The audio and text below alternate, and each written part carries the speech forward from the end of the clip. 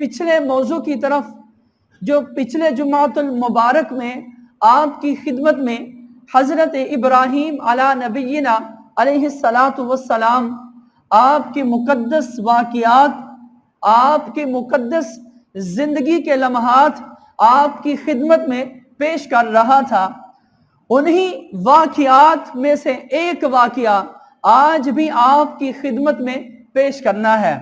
یاد رہے کہ پچھلے جمعۃ المبارک میں آپ کی خدمت میں یہاں تک عرض کیا تھا کہ جب اماں ہاجرہ رضی اللہ عنہا آپ کو اور آپ کے فرزند حضرت اسماعیل کو حضرت ابراہیم علی نبینا علیہ الصلاۃ والسلام نے بیابان میدانی جگہ پر چھوڑ کر آپ ملک شام چلے گئے تھے، تو حضرت ہاجرہ رضی اللہ عنہا آپ کے پاس جب کھانے اور پینے کا جو سامان ہے، جو مشکیزے میں پانی رکھا ہوا تھا اور توشے میں کھجوریں تھیں، وہ ختم ہوئی، تو آپ اس خیال میں کہ اب کیسے گزر بسر ہوگا، آپ جو صفا اور مروہ کی پہاڑیوں پر سعی کرتی ہیں، تو صفا اور مروہ پہ جب آپ سعی فرماتی ہیں، اس سعی کا مقصد یہ ہوتا ہے کہ آپ صفا پہ چڑھتی ہیں کہ شاید کو کہیں سے پانی ملنے کی کوئی امید آ جائے، شاید کہ کہیں سے کوئی قافلہ جا رہا ہو تو اس سے تھوڑا سا پانی لے لوں، اپنی اور اپنے بچے کی پیاس جو ہے وہ بجھا لی جائے۔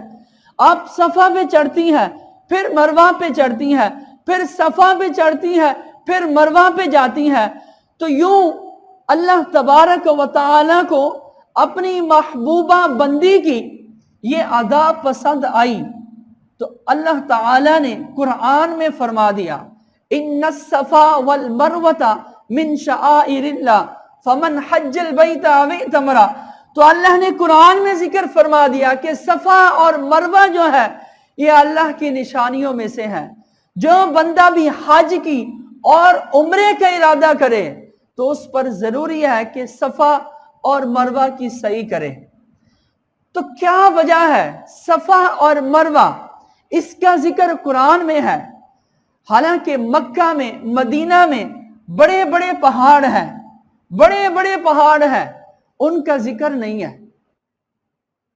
صفا اور مروہ اب اگر دیکھا جائے تو یہ تو بڑی بڑی عمارتوں کے درمیان میں ایک چھوٹی سی جگہ نظر آتی ہے، اس سے کئی گنا بڑے بڑے پہاڑ موجود ہیں، لیکن کسی پہاڑ کا ذکر یوں قرآن میں نہیں آیا۔ میں نے پچھلے جمعے میں ایک مثال پیش کی تھی، جیسے احد پہاڑ ہے، یہ بڑا پہاڑ ہے، اس سے اللہ کے نبی علیہ الصلاۃ والسلام سے بڑی محبت ہے، لیکن اس کا ذکر یوں نہیں آیا جیسے صفا اور مروہ کا آیا ہے۔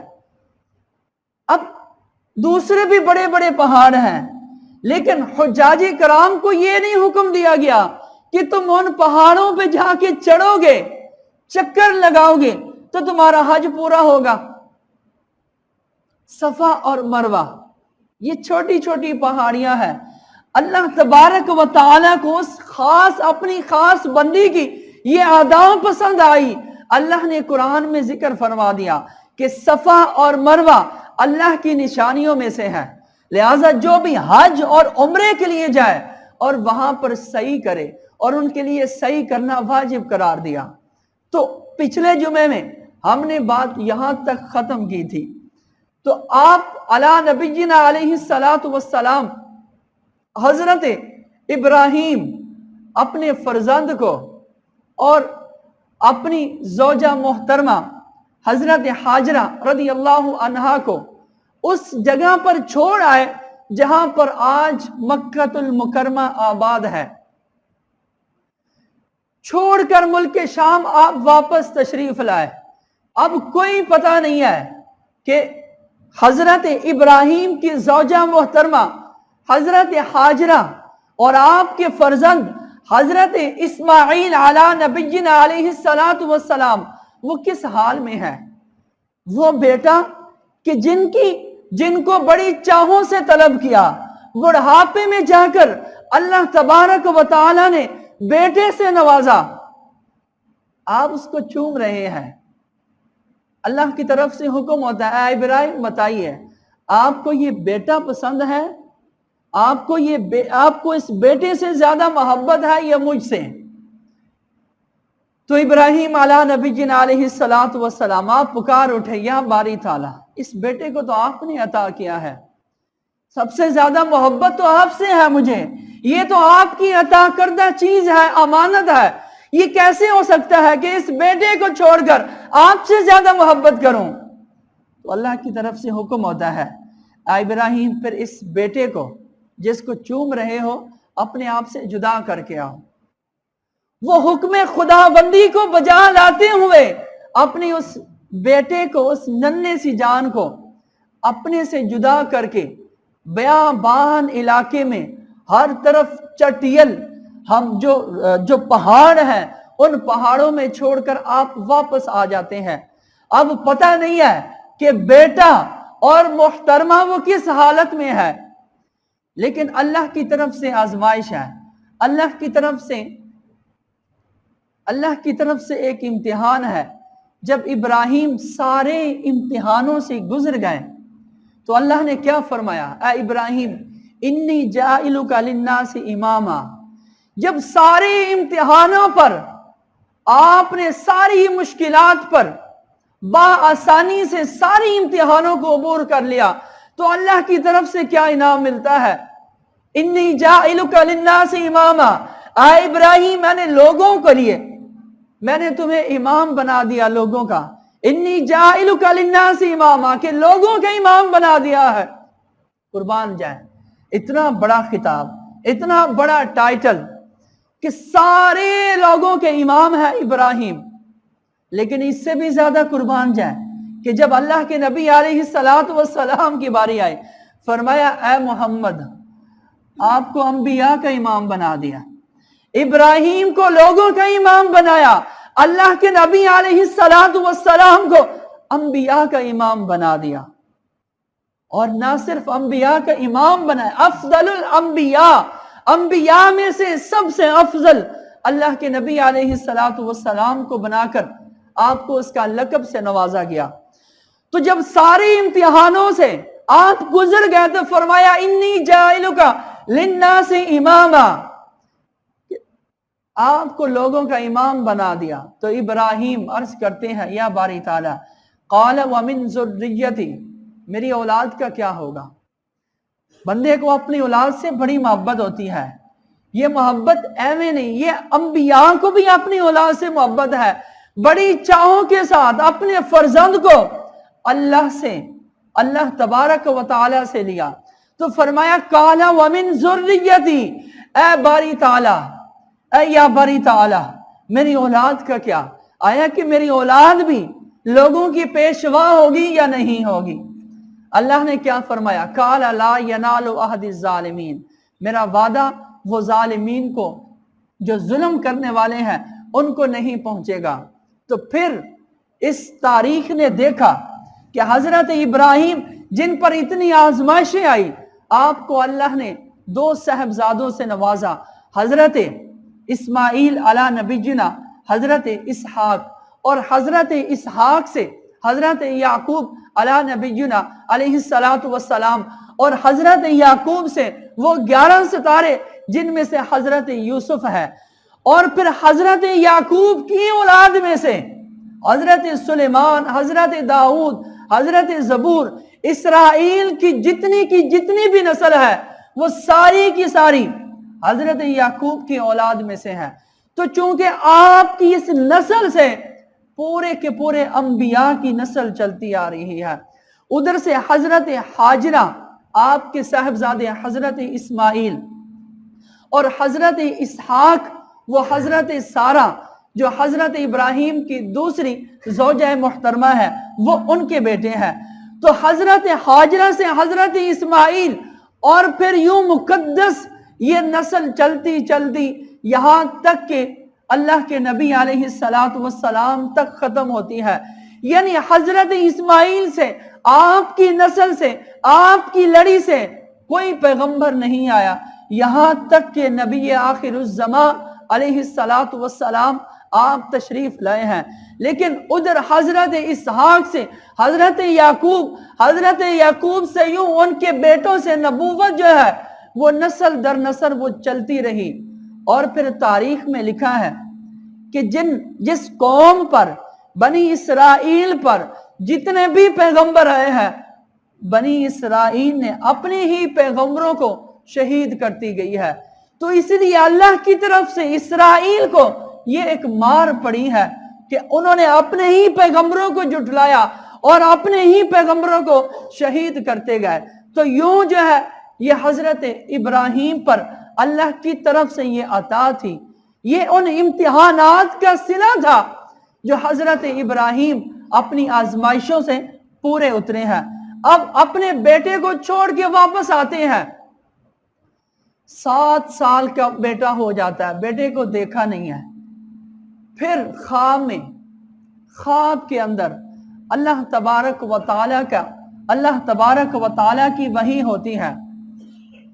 7 سال کی عمر ہوتی ہے ادھر بیٹے کی، بڑا عرصہ ہو گیا، بیٹے کا نہیں پتا، بیوی کا نہیں پتا۔ آپ ملک شام سے پھر مکہ کی طرف آتے ہیں۔ جب آتے ہیں تو المختصر سا کہ اللہ کی طرف سے اللہ قرآن میں فرماتا ہے فَلَمَّا بَلَغَ مَعَهُ السَّعْيُ قَالَ يَا بُنَيَّ إِنِّي أَرَى فِي الْمَنَامِ أَنِّي أَصْبَحُكَ فَانْظُرْ مَاذَا تَرَى۔ کہ جب آپ مکہ میں آتے ہیں اپنی زوجہ محترمہ کو حکم دیتے ہیں کہ میرے پیارے کو غسل کرائیے، اس کو نہلائیے، اس کی آنکھوں میں سرما لگائیے اور زلفوں میں کنگھی کیجیے۔ تو حضرت ہاجرہ زوجہ محترمہ پوچھتی ہے کہ بیٹے کو تیار کرنے کی وجہ کیا ہے؟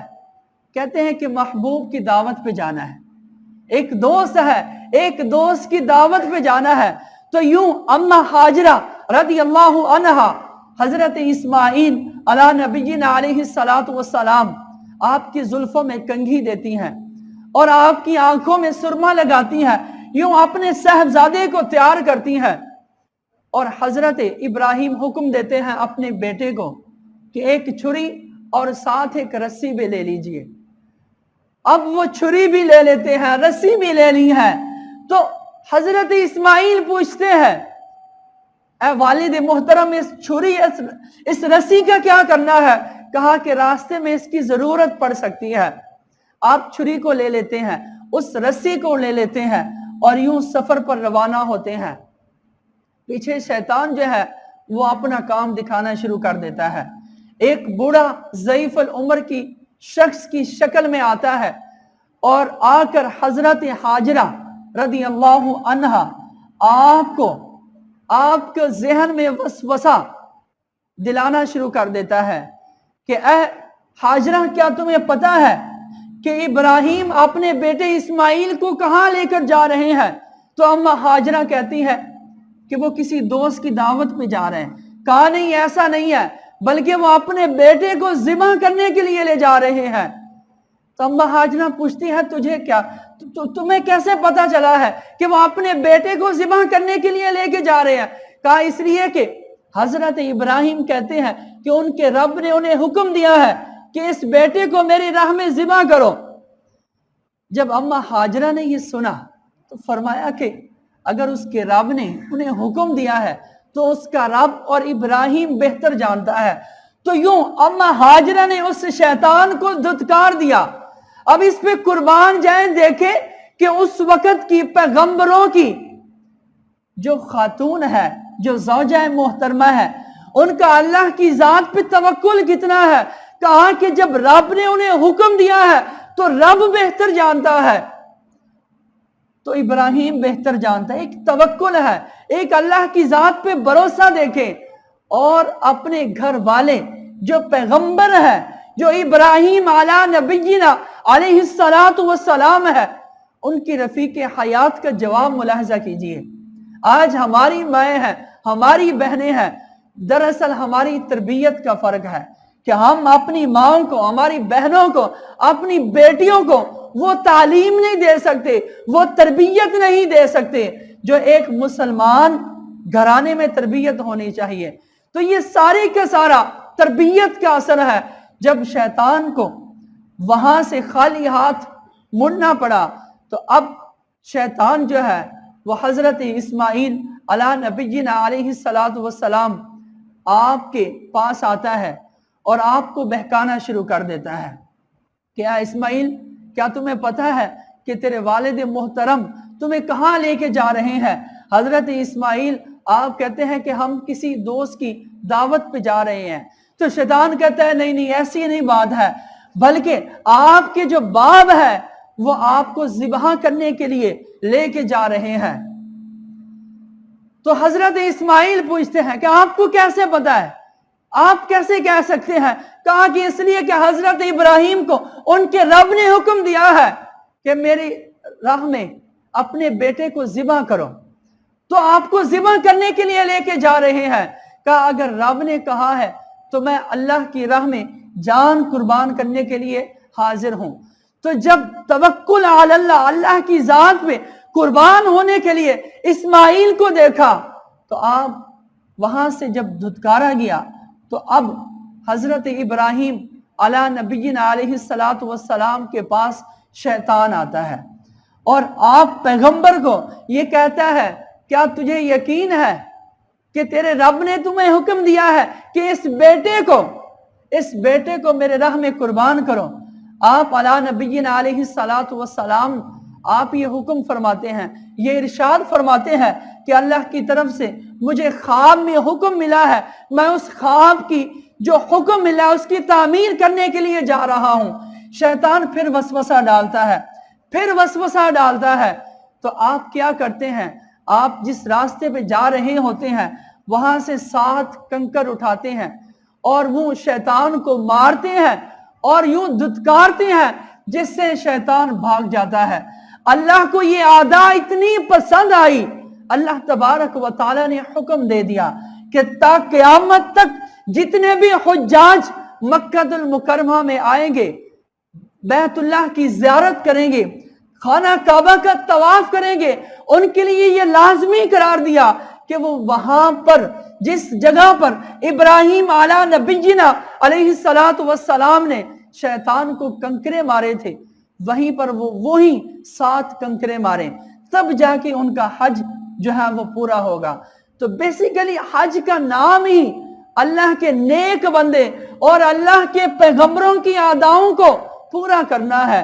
وہ صفا اور مروہ کو دیکھ لیں، آب زمزم کو دیکھ لیں، اور یہاں پر آپ شیطان کو کنکریاں مارنا وہاں پر آپ دیکھ لیں۔ تو یہ حضرت ابراہیم علی نبینا علیہ السلام کی عادا اللہ تبارک و تعالیٰ کو یہ اتنی پسند آئی، اللہ نے تمام حجاج کے لیے یہ لازمی قرار دیا۔ تو جب شیطان بھاگ گیا تو اللہ کے پیارے مقدس نبی نے اپنے صاحبزادے، اپنے فرزند ارجمند کو اپنا خواب سنایا۔ فرمایا فلما بلغ معه السعی قال یا بنی انی ارا فی المنام، اے بیٹے میں خواب میں دیکھا ہے، انی ارا فی المنام انی اذبحک، کہ میں تجھے ذبح کر رہا ہوں، میں تجھے ذبح کر رہا ہوں۔ اے بیٹے میں نے خواب دیکھا ہے، فانظر ماذا ترا، مجھے بتائیے آپ کی کیا رائے ہے، آپ اس بارے میں کیا کہتے ہیں؟ اب بیٹے پہ قربان جائیں، بیٹے کے الفاظ پہ قربان جائیں، پھر اس سے بڑھ کر بیٹے کی تربیت پہ قربان جائیں۔ فانظر ماذا ترا قال یا ابت افعل ما تؤمر، اے میرے والد محترم آپ کر گزریے جس کا حکم دیا گیا ہے۔ یا ابت افعل ما تؤمر، اے میرے والد محترم جس کا حکم دیا گیا ہے آپ انتظار کس چیز کا کر رہے ہیں؟ اے میرے والد محترم جس کا رب تعالیٰ نے حکم دیا ہے، یا ابت افعل ما تؤمر، آپ اس کو کر گزریے۔ ستجدنی انشاءاللہ من الصابرین، اگر میرے رب نے چاہا، اگر اللہ نے چاہا تو آن قریب مجھے آپ صابرین میں سے پائیں گے، مجھے صبر کرنے والوں میں سے پائیں گے۔ یہ ایک باپ اور بیٹے کی گفتگو ہے، اور اس سے بڑھ کر سب سے بڑھ کر جو چیز ہے وہ ادب کو ملاحظہ کیجئے۔ دراصل اسلام یہی ہے، یہ ادب دیکھیں، آپ تربیت کو دیکھیں۔ ایک میسج جو تھا اللہ تبارک و تعالی نے اپنی مخلوق کو جو سمجھانا تھا، اپنی مخلوقات پر جو ایک پیغام دینا تھا، یہ تو ایک آزمائشیں ہے. یہ ساری کی ساری رہنمائی وہ مخلوقات کے لیے تھی کہ ایک باپ اپنے بیٹے سے کیسے گفتگو کرتا ہے، پھر آگے بیٹے کا جواب کیسے آتا ہے. یا ابت افعل ما تؤمر. اگر ہم میں سے کوئی بیٹا ہوتا، اگر آج کا کوئی بیٹا ہوتا تو اس نے کیا کہنا تھا؟ اے میرے والد محترم، یہ میں اپنی طرف سے الفاظ کہہ رہا ہوں کہ آپ کیا کہہ رہے ہیں، بلکہ اس سے بھی بڑھ کر اس کا رپلائی آنا تھا. لیکن قربان جائیں، یہ اللہ کی طرف سے آزمائشیں ہیں کہ حضرت اسماعیل کا جواب دیکھیے، یا ابت افعل. اے میرے والد محترم آپ کر گزریے. بات یہاں پہ ختم نہیں ہوتی. حضرت ابراہیم علیہ نبینا علیہ السلام جب رسی کو لیتے ہیں، چھری کو لیتے ہیں، تو اسماعیل عرض کرتے ہیں اے میرے باپ، جب مجھے ذبح کرنا ہے تو میری آنکھیں، میرا چہرہ نیچے کی طرف ہو. ایسا نہ ہو کہ میرا چہرہ آپ کے چہرے کی طرف ہو اور آپ میرے چہرے کو دیکھیں تو باپ کی جو اولاد کے لیے محبت ہوتی ہے وہ جاگ اٹھے اور یوں مجھے اللہ کی راہ پہ آپ ذبح نہ کریں. لہٰذا میرا چہرہ زمین کی طرف کر لیجئے اور چھری کو تیز کر لیجئے، اور یہ میری جو قمیض ہے اس کو اتار کر میری والدہ محترمہ کی خدمت میں جو ہے وہ رکھ دیجئے، تاکہ میری والدہ کو انسیت ہوگی اس قمیض کو دیکھ کر. آپ اپنے والد محترم سے یہ باتیں کر رہے ہیں کہ آپ ذبح کیجئے، مجھے اللہ کی راہ میں قربان کیجئے. ستجدنی انشاءاللہ من الصابرین. تو یوں آپ اسماعیل علیہ نبینا علیہ السلام کو لٹاتے ہیں، جس کو بڑی چاہوں سے، بڑی دعاؤں سے اللہ تبارک و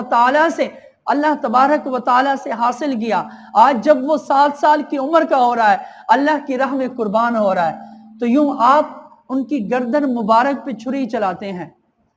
آپ ایک دفعہ چھری چلاتے ہیں، دوسری دفعہ چھری چلاتے ہیں تو وہ چھری نہیں چلتی. آپ پھر چلاتے ہیں، پھر اس کو تیز کرتے ہیں، پھر چلاتے ہیں، پھر چھری نہیں چل رہی گردن پہ. آپ پتھر پہ چھری مارتے ہیں، وہ پتھر ریزہ ریزہ ہو جاتا ہے، لیکن گردن پہ چھری نہیں چلتی. اللہ کے نبی علیہ السلام فرماتے ہیں کہ اس چھری کو کیا ہو گیا، اس چھری کو کیا ہو گیا کہ یہ کیوں نہیں چل رہی.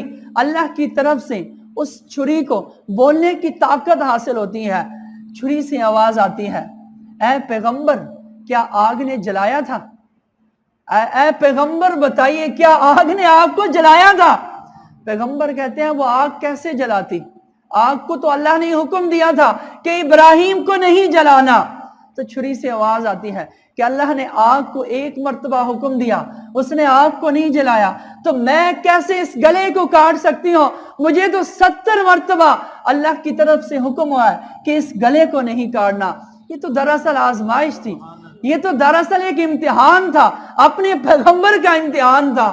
اس امتحان کے بعد پھر بڑے لقب سے نوازا جانا تھا، پھر خلیل اللہ کا لقب ملنا تھا، خطاب ملنا تھا.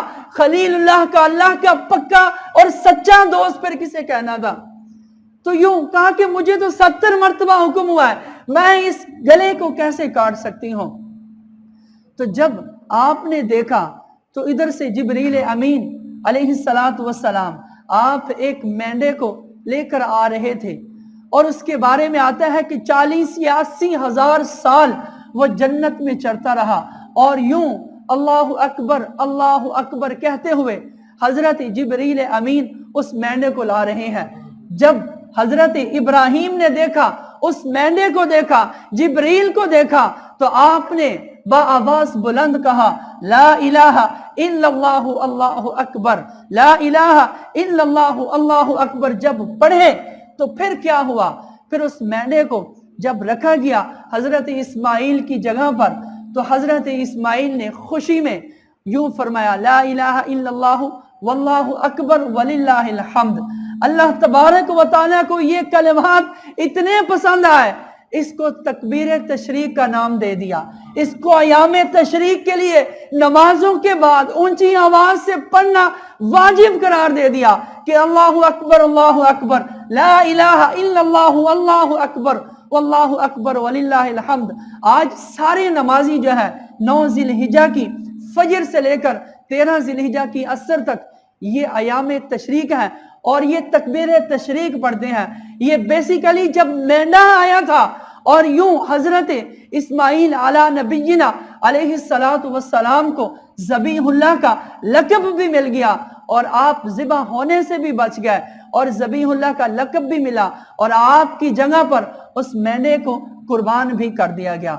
تو یہ ایک مختصر سا واقعہ آپ کی خدمت میں پیش کیا۔ اللہ تعالی ہم سب کو اپنے انبیاء کے نقش قدم پہ چلنے کی توفیق عطا فرمائے۔ آمین بجاہ نبی الامین صلی اللہ تعالی علیہ وآلہ وسلم۔